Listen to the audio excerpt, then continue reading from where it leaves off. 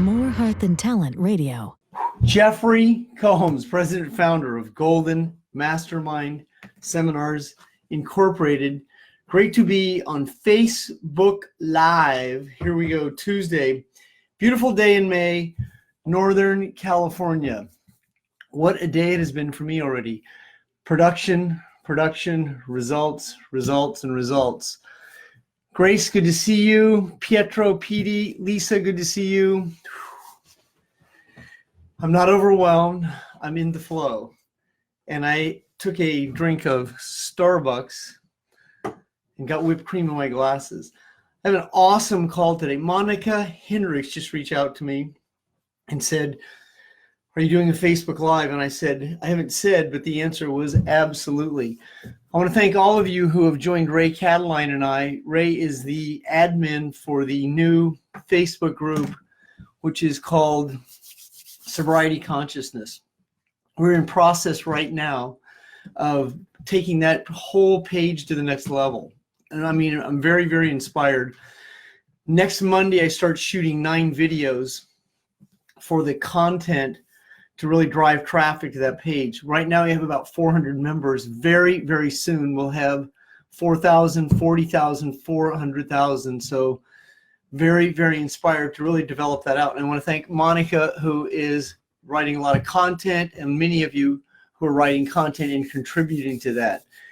Now, I have a couple of funny things to do today. For those of you who are brand new, my name is Jeffery Combs. I've been the president and founder of Golden Mastermind Seminars for 21 plus years. And I have been hosting either a live call on Tuesday at 7:30 or a live video or a live Facebook Live for over 21 plus years. This Saturday, I'll be in my favorite city. Here's what I want to do is fun. I'll be in St. Louis, Missouri. I'll be in St. Louis. Now, St. Louis has several hats. I bleed Cardinal Red, and so in honor of Cardinal Red, I know many of you are Yankee fans or Metropolitan fans or Met fans. Now, I saw the New York Yankees in 1961 with the great Mickey Mantle, and I saw the amazing Mets the year they won the World Series in 1969. I saw a doubleheader with Steve Carlton, Tom Seaver, and Jerry Koosman. So St. Louis and Kansas City are two of my favorite cities. I grew up in Kansas City and spent a lot of time. Half of my life I lived in Missouri. The other half I lived in Iowa. I lived in Kansas City for a number of years. So I've gone back and forth between Kansas City and St. Louis many, many times. I also had the opportunity to spend quality time in one of those beautiful areas of the world, Montana, recently with Beth Henning.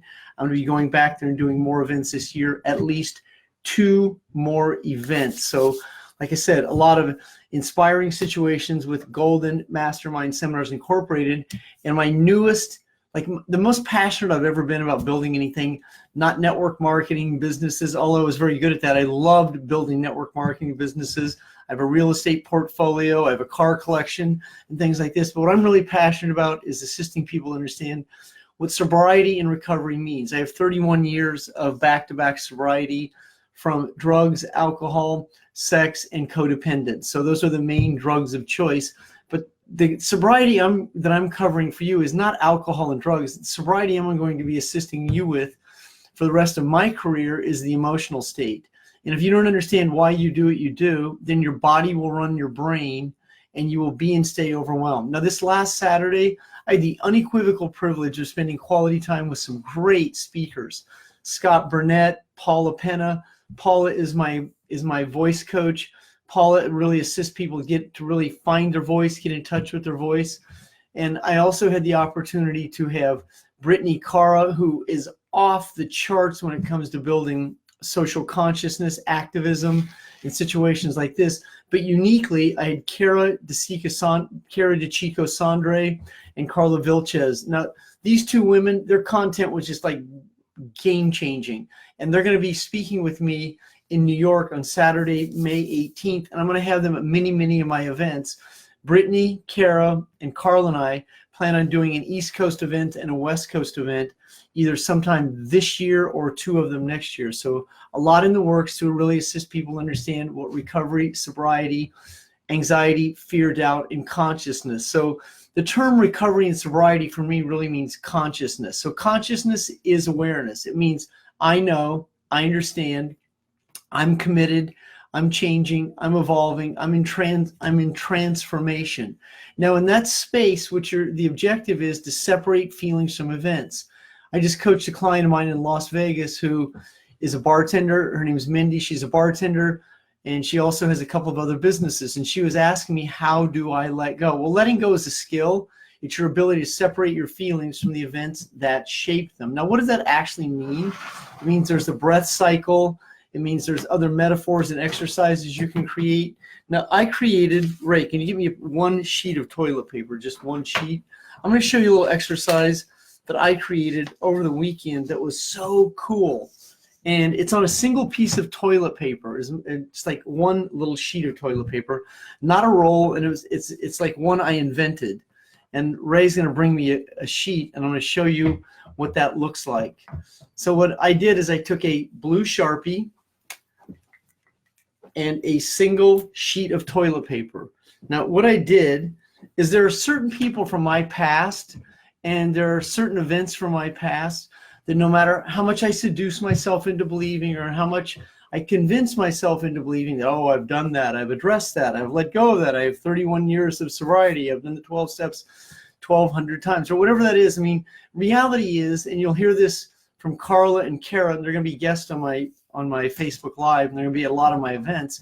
You will understand that the body doesn't lie. That's why we muscle test, and both Carla Vilches and Kara DeChico Sandre are two of the most exceptional muscle testers that I have ever seen. Like, I mean, they take muscle testing to the next level. Now, muscle testing is like this, but the way that they do it, they have two different styles, extremely unique, and they can really dig into how the body doesn't lie. Now, see this little piece of toilet paper? What I did is I wrote someone's name on this piece of toilet paper, just like this. We're doing it right here. I wrote someone's name, and it looked just like this. I wrote their name on this piece of toilet paper. And there's no big secrets in transformation and recovery. I mean, the skill set is to be able to let go. So what I did is I wrote someone's name, and I dropped it in a place where it would swirl in the water. It was amazing how the ink on that one piece of toilet paper, how it separated itself. And then one of the pieces, I did it with 3 people that I've held on to. 3 people that either let violate me, or I have a story that they violated me, or they abandoned me, or they rejected me. Whatever the situation was, I got really clear. I got really honest with myself. And I said, who am I giving power to? Who and what am I holding on to? Who do I still feel resentment for? Who do I feel rejected and abandoned by? Who did I set myself up to be disappointed by? And in rigorous honesty, I actually did it with 4 sheets of toilet paper, and I put 3 different names on it, 4 different names on there, and over a period of Sunday and Monday, dropped them in that place where there's water, the toilet, and I watched it. I watched the ink separate, and then I flushed it. And the metaphor from it. Now, once again, this is the meaning I'm giving it. This doesn't mean you do this, but these are the situations I invent, I create to let go. Letting go is being able to separate my feelings from the events that shape them. And as you're no longer the mind-body connection to the events, I mean, it was so liberating to be able to do something like that.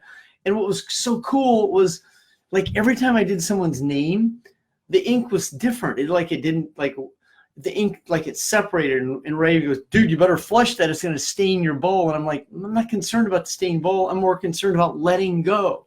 I mean, the bowl I'll deal with later. The letting go is what I require right now. Now, I am one of the world's greatest experts, self-proclaimed, PhD, public high school diploma, but over 60,000 hours of assisting clients to understand what it means to let go. I am a business coach, a success coach, but I also specialize in cause and effect, why we do what we do, separate your feelings from the events that shape them, and then move into a space of consciousness as you're in the process of letting go. So letting go is not a black and white game. It's not I'm done with it. Now, you can be done with it when you really be clear with it, but there's a possibility that your body still has some lingering effects of it. And the more you understand cause and effect, why you do what you do, then you'll be able to separate your feelings from the events. And in that let go process, you're letting go of the feelings that create emotions that drive an addiction. Now, one of the most common addictions that will affect those of you who are watching today would be being overwhelmed and being unorganized. And that will show up in many different situations and segments of your life and your businesses. This is why you don't quite get around to it. Now, I wrote a post this morning on Facebook. I also put it on Instagram about how many people aren't quite committed. They're almost committed. They're near commitment. They'd like to commit. I mean, there isn't a week go by that I don't coach someone that had 55 days of sobriety and then a holiday rolled around and the brain tricked them in to go, oh, I'll have one of those holiday drinks, like happens on certain different festive holidays. Oh, I'll have on St. Patrick's Day, I'll just have one Irish coffee. Well, it's not that much. It's only 1 ounce. But with an addict, though, it's one's too many, 1,000's not enough. And it's typically what happens. Well, I'll just skip working out today. And then all of a sudden it's 2 months later and you haven't made your exercise. So this is how an addict creates a situation to fulfill a feeling. Now, today's topic is called releasing the addiction code. Now, that's a term that I coined several years ago. It's like the millionaire code. I call it the addiction code. So there's like a code, like 37-3 right, 17 left once, 13 right once, and then all of a sudden, click, a set of tumblers line up. On any given day, on any given Sunday, they say that in the National Football League, on any given Saturday, David can beat Goliath. Well, your Goliath is the events that shape your feeling that keeps you emotionally addicted to a set of outcomes that keep you disappointed. That's your Goliath. Your David, your responsibility is to overcome that Goliath that you've created, that big story you've created about addiction. Addiction isn't big. Addiction is addiction. Addiction can be addressed one day at a time by awareness, understanding, knowing, and then committing. But if you're commitment phobic and not commitment conscious, then you're going to be behind the glass going, I know it. I know I can do that. I'll never forget, I watched the story of Bill W. It was a made-for-TV movie, I believe, on Hallmark, right before I got sober. And it had James Garner played Bill W.'s friend, and Bill W. was played by James Wood. And there was a segment in that movie where James Woods was standing behind this glass, and he could see everyone else walking on the sidewalk. And his story was, everyone else is having a great life, and I'm an addict in my own prison. And he eventually started the 12-step program known as Alcoholics Anonymous in 1937. And there's also a book called The Story of Bill W. And I mean, that just rocked my world, because that was me. I stood behind a glass for years saying, God, if I could just get through this glass, if I could just get beyond what I can see, if I could just get beyond that which was physical, if I could just commit, but I wasn't sure if I could commit tomorrow. And I was so concerned about committing tomorrow that I couldn't commit today. Same situation happened to me in business. I'm clean and sober, but I became a noble struggler, and I would outproduce my problems. I became addicted to outproducing problems, meaning I'll create a problem to outproduce to create a neurochemical high. I eventually arrived at a place, well, why do I require a problem to outproduce? I don't require a problem, because that's how I was conditioned to behave. That's what a noble struggler does. A noble struggler always wants a little more. And if that is you, well, you can end the era today by having a better understanding of why you do what you do. I saw Denise Penberthy Pulse on there. So Denise, baby, this hat's for you. This is St. Louis. Now, I had aspirations to play Major League Baseball. That was my dream. My friend Gary Gaetti, I went to college with Gary. Gary played 19 years in the major leagues, hit a home run his very first major league at bat in Fenway Park. I mean, how cool is that? First major league at bat. At the time, he was the 300th major leaguer to ever play. Gary's from Centralia, Illinois. Actually played with the St. Louis Cardinals at the very end of his career. 4 Gold Gloves, 1 World Series, 4 All-Star teams, 352 home runs in his career. That's what I wanted to do. But the difference between me and Gary wasn't that he was a lot more talented than me. The difference between me and Gary is he was a lot more committed than me. Because when he went to college specifically to play baseball. I went to college specifically to party. And that's how I said, I'm not really here to learn anything. I'm going to get a degree, but I'm not ever going to use it. And so I went there with the wrong mindset. Now, if I went back to college today, I would go there with the purpose of getting a 4.0 education and being the best student I could possibly be. But in today's world, I wouldn't go to college. I mean, I would go to University of Free Enterprise. And I entered into that real quickly right after college. But once again, I was not prepared to succeed. I was already a full-blown addict. I mean, I bounced around success here and there. I was in real estate. I had a cleaning business. I had other situations I did, catering, hosted parties, but I wasn't focused or clear enough. That didn't happen until I got clean and sober. Now, you don't have to be sober to start a business, but you have to be conscious to succeed in it. But if you continue to relapse emotionally in that business, you're in and out, you're not certain, you buy a ticket to an event, then you doubt, well, should I go? I'm not sure if I should go. Or you buy a set of leads and you never get around to calling them because of the anxiety you have. Or you have this business and this business and this business, and it keeps you in an overwhelmed state called doubt. And if you live in that doubt, it's going to be very challenging for you to ever monetize your brilliance. And your brilliance is your intuition, your intuitive sense, that inner knowing, that is your creativity, your innovation. And even though you have it, if you're not accessing it, then you're just going to be average. Now, if you really understand what the addiction code is, the addiction code is a space in objectivity where you can sit back and look at why you do what you do. That's honesty, and you do this without being critical. I spent quite a bit of time with a young man, he was stuck and he couldn't understand why being critical wasn't an asset. He thought being critical was an asset because he'd been criticized so much by a parent.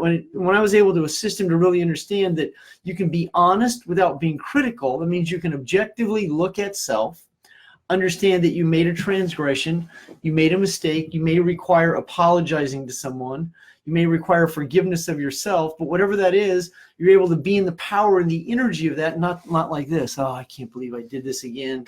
Oh, I'm screwed up again. I F you'd again. I did this again. And this is what many, many people do. My girl, Carlotta Davis, is saying spot on. Carlotta is a very good friend of mine and someone I dearly love spending quality time with. Hi, Amanda Holt. Maria, good to see you. Love it. Yasmin, good to see you. So the addiction code is like this: 37 right twice, 17 left once, 13 right once. Click the tumblers. How do I? Well, it's not a how do I. It's like, when is the pain great enough? For me, it's right now. I'm willing to change right now. I'm willing to change always. I'm willing to change every single minute, every single day, especially if it's going to be a benefit for me or someone of my influence. So when you embrace change, you're changing. When you embrace letting go, you're letting go. When you stand behind letting go, like, I'm not quite sure how to do this. I really don't know. If someone was just telling me the how-tos, here's the how-to. It's a longer breath cycle. It's called an abdominal breath. Call Paula Penna. Do a free session with her. Paula is one of the world's greatest experts. From my opinion, Paula is one of the world's greatest experts in abdominal breathing. Paula really understands abdominal breathing. She can really assist you. I can too. It's simple. You take a breath from down in your abdomen, your diaphragm, your groin, in your chakra, the root chakra. You take a breath, you bring it up, you release it, you let it go, and you let your head and your body fall forward. Your brain gives off a neurochemical response. It's like a sexual release. It's a dopamine release. It's a feel-good factor. You have about 8 to 15 seconds to be in the present. You do that several times a day. You monitor your word choices in your sentences. You begin to eliminate kinda, sorta. Guess is no longer an option. You don't put guess mid-sentence in that sentence. You don't finish your sentences with, I don't know, I don't know. Every time someone says, I don't know at the end of a sentence, they think it's a period, I don't know. They finish the sentence by saying, I don't know. That means they don't know. It means they live in doubt. I mean, be aware. My game started to change in recovery in 1990 when I started to read a book called The Game of Life and How to Play It. Chapter 3 said, words do not return void. Chapter 3, the title was Words Are Law, or it said The Power of Word. It's the name of the chapter. Florence Scovel Shinn. I read that chapter over and over and over.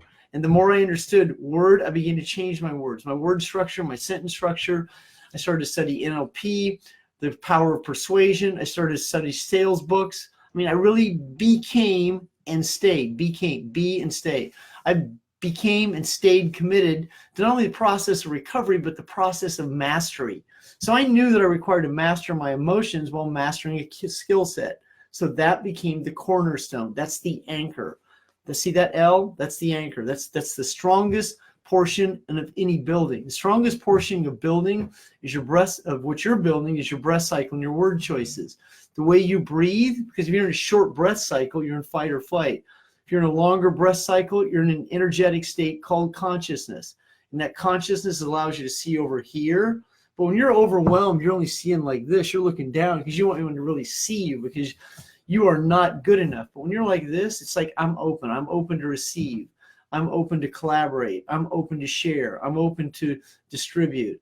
I'm open to distribute the benefits, the products, the services, the features of what I'm marketing, what I'm selling. And you want to overcome your anxiety about outcomes that haven't happened. You want to be able to get beyond this. I haven't, so I can't. I haven't experienced recovery, so I can't recover. I haven't succeeded, so I can't succeed. Well, it just relegates me to be staying in anxiety, fear, and doubt. See, who else do we have in the call? We have Chedza. Good to see you. Have a lot of really, really exceptional people watching in here today. So the events that create your addictions. Now, once again, the addictions I'm covering are not alcohol and drugs, not especially in this content. It's anger, hate, resentment, guilt, shame, abandonment, rejection, overwhelmed feelings, grief, and apathy. Those are most of the emotions that will create your anxiety. It's anxiety that most people get affected, if you become addicted to. And those emotions you become addicted to then create a neurochemical response where the body runs the brain. And this is why you end up saying, I don't know why I did this. I don't know why I lost my composure. I don't know why I avoided. I don't know why I skipped going to the gym today. I don't know why I didn't get up on time. I don't know. See, that's what I don't know. That's the analytical, egoic brain, the neocortex of the left brain that wants to make sense of it, that wants to wrap their brain around it. I can't figure this out. Well, it's not something you figure out. It's a situation that you let go of. You separate your feelings from the events. I grew up with anger. I mean, there's certain events that I recall from my past that I know where my anger stemmed from. I know I don't feel good enough. I remember how I got rejected. I understand that. I'm not like in the dark on it any longer. I am clear. It's that emotional clarity that allows you to be objective. It's that objectivity that allows you to understand the term metacognition. You can see it for what it is. And then once you can see it for what it is, then it's not personal. Now, a lot of people are addicted to being sensitive and defensive. They get their feelings hurt very easily. Oh, you don't want to buy from me? You're not interested? Okay, you just rejected me. You just said no. You're not interested, but you said no. Okay, I'm done for the day. I better go to the refrigerator, have a drink, cool off, cool out, go on the computer and spend something on a credit card, not a debit card. I'll use credit because that's like money. That's what I'll do. 28% interest. Yeah, that sounds good. I'll go buy myself a shiny object. That's exactly what I'll do, that I'll never even wear, never even use, because it's the high of the purchase that I'm addicted to. I get it. Oh, I don't want that thing. Just send it back. No, I'll just put it in the closet. I'll get around to sending it back later. Oh, the interest on it, I'll just pay the minimum payment. That's what most people do. They stay in an emotionally addicted, overwhelmed, intoxicated state, perpetuating the same set of feelings over and over, avoiding success. You tell yourself you're avoiding failure, but you're really, if you got honest, I'm avoiding success because I'm not sure if I can control the outcome. Well, it's not the outcome you control. It's letting go of control that you let go of. So you're not in control of being out of control. Now, once you understand that paradoxical situation, then you will begin the let go process, separating your feelings from the events. So if one of the people from my past who's still in my present occasionally shows up and they start interrogating me, asking me questions that are not relevant to my recovery or sobriety, I can just look at him and go, he's predictable. I know what he's doing. He does what he's always done. I don't have to resent him. I can release him. I can detach from him. That becomes emotional sobriety. Oh, that's difficult. That's hard. You just relapsed. The minute you go into this counter force and force duality that you live in, force requires a counter force. Counter force requires a force. Counter force requires to feel bad. A force requires to be in control. So a controlling person requires someone that can feel bad so that the two of them can share a neurochemical high that keeps them emotionally addicted to a conflict. And then when you're in these type of relationships, you mate, date, have teammates like this, and you go, why is everyone doing this to me? I don't understand. Well, the reason you don't understand it is you haven't entered a place called recovery or emotional sobriety. Now, when you move into this space, This is when the mind-body connection to the events no longer have the same relevance. Your body moves out of dis-ease and moves into healing. And as you move into a state of change and you separate yourself from anxiety, fear, and doubt, now you move into a place called awareness, i.e. consciousness. And when you're conscious, you know. And when you know, you're able to read a situation for what it is. Then you're not worried, did I judge them? Did I overjudge them? Did I make a mistake? I hope I didn't say something wrong. Anytime you're in that state, you're not in any kind of recovery. You're in a full-fledged relapse.